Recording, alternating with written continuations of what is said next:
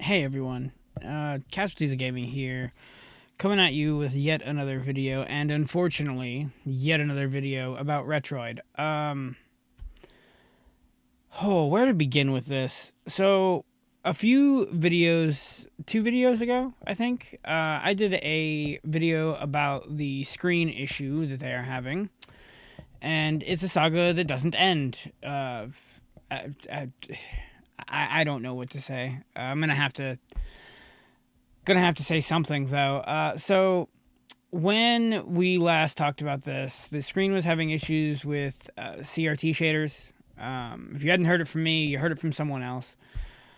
Basically, the resolution of the screen was not what was advertised by like a few handfuls of pixels. It wasn't scaling properly with the shaders. Many people were pissed off. 200 were able to return their devices and get refunds, but they had to pay shipping, which I thought was bullshit. So this gentleman, which we're gonna call Griffin, I don't know how to pronounce the first part of his name, and I'm not going to attempt to. So there it is. I'm gonna link this forum post in the description, so y'all can follow along as I talk, read it afterwards, do whatever. But this is where we're at. So this guy claims to be a panel enthusiast. Now I'm not joshing him or anything like that. I'm just kind of saying what he's saying. Sorry, I am very tired right now and should probably be waiting till the morning to do this video, but I feel like doing it now. The Retroid Pocket Mini apparently interested him because it was a 1280 by 960 panel, which, if you did not know, the resolution of the Dreamcast, the Wii, and the PS2 is 640 by 480. You'll notice that the resolution of the panel, the advertised panel anyway, is twice that. Why is that important? Well, you can use 2 times integer scaling to bump up the resolution of the picture on the panel, basically, giving you a better looking picture is the best way to put it. So he brings up the fact that he was a little confused because no 3.7-inch 960 by 1280 panel actually exists on the market. So what he's getting at, if you don't know with these devices, if you've had a few of them, you probably already know. You may not. I don't know. These tend to be cobbled together with old cell phone parts with controllers basically tacked on, the buttons and such. They may have to do some customization to some of the circuit boards and whatnot, but a lot of the parts just end up being run-of-the-mill cell phone parts, particularly the screens. It's actually why the original Miu Mini, I don't remember exactly what phone that device initially used, but there wasn't a lot of them left, and it was a big issue. It was hard to get the device. Y'all, if you tried to get it, you already know. But they luckily they came out with the Plus and the version 4, and now they're fine. But anyway, that's neither here nor there. I'm going on a tangent. So he was confused since no panel existed, and it would cost at least a few $1,000,000 to commission this custom panel. So if we go down here, basically in Batocera recently added support for the Mini, so I took a look at the kernel patches for it. Apparently, the panel has this controller right here. So if you search this, we're actually going to do this. I already had this pulled up because this is not my first take of this video, but if you just search this part number without putting in controller or anything, the first thing that comes up is this screen right here. Pause that. Which evidently, according to our little guy here, was used for the LG Wing. And obviously, as you can see, this is a 3.92 AMOLED 1080 by 1240. Now, if that sounds familiar, it should, because that is the exact same resolution and not aspect ratio, dimension of the AMOLED that's going to be in the Retroid Pocket Classic. So, this guy basically ordered one of these and, had hypotheses about what it was. Basically, that Retroid was hiding part of the panel to attempt to get the resolution that they were getting. Anyway, he ordered the device and promptly had to take it apart. Now, he does bring up that the ribbon cables were not what comes with the screen when you order it stock, which that's not that's a pretty easy fix. You can just order them and figure it out yourself. It's not that involved. You just order the parts if you need them, basically. So obviously he broke the screen, unfortunately, which sad day for him, although it turns out that he can probably order one and probably be fine. Although the suppliers I found seem to want... Well, I guess you can just order one for $60. That seems like a lot for a device that wasn't what it was supposed to be. But I guess since he did this for science, we got to give him the thumbs up for that.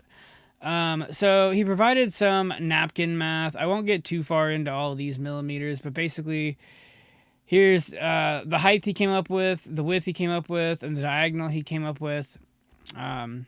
Everything. So the Retroid Pocket Mini panel is not the native 1280 by 960 that it has been advertised as, and it's not the panel that was a handful of pixels off of that they had also said that it was. So, where does this put us? Does this change what I think that... he does bring up the active area resolution is likely 1280 by 930. This maps to 3.698 inches, which is relative to their advertised 3.7 inches, just a few points off, with an active aspect ratio of 3:4. So obviously this guy had fun going down this rabbit hole, as he said, which is great. I'm glad he's a bigger nerd than I am with this stuff. So where does this put us with Retroid? It doesn't really change what I think they should do, because this has not been remotely what it was advertised as. I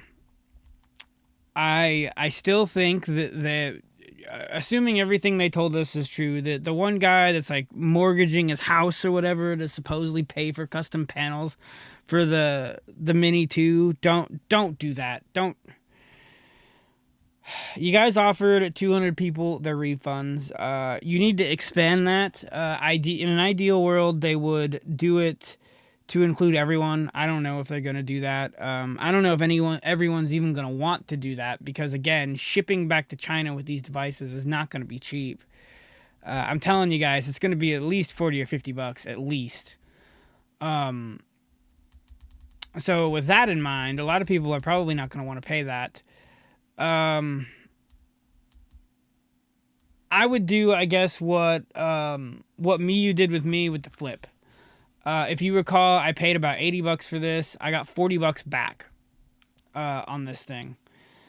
So, because it broke. They had advertised... it technically is what they advertised it as. At least I got that. But it broke, so they offered me a partial refund, or they were going to send me the parts to fix it.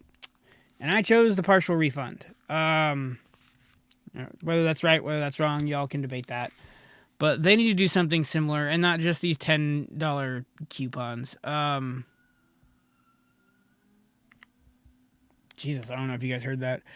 I'm leaning towards them clearancing these devices, like a heavy clearance. Like, we're talking like $130, $120 price range.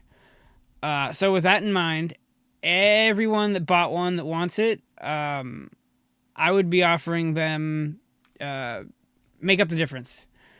Decide what you're going to clearance these at. For arguing's sake, let's say it's $120. Refund everyone $80. Just do it. Clearance the rest of them and wash your hands of the situation. At at least then we can all say, hey, they screwed up, but they did right by us in some way. Do not commission anyone to make a custom screen for a Mini 2. Just wash your hands of this situation. As far as I can tell, most people were just paying more for the Retroid Pocket 5, and they seem to love that device anyway. I had seen on the subreddit earlier that someone was claiming that sales for this device have stalled, if not stopped. I can't speak to that. I don't work at Retroid, but just send some people some money. Send everyone some money that bought this device. Clearance the rest of them.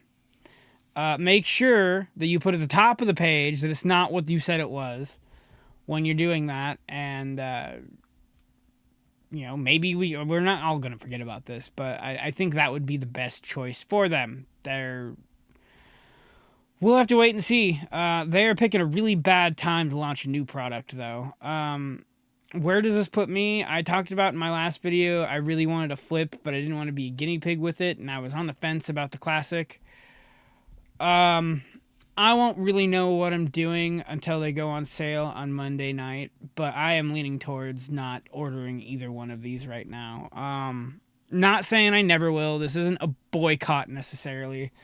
Just at this point, I don't feel comfortable ordering either one of these.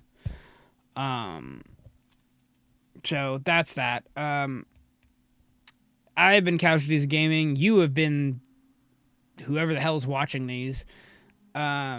Like, comment, subscribe. Hopefully my next video will not be about Retroid. I'm really keeping my fingers crossed on that. But I got a funny feeling in the next week or so I'm probably going to be making at least one more of these videos. Because after this, I think they're going to have to at least put out another statement. But we'll see what happens. Anyway, I've been Casualties of Gaming, and I will talk to you guys later.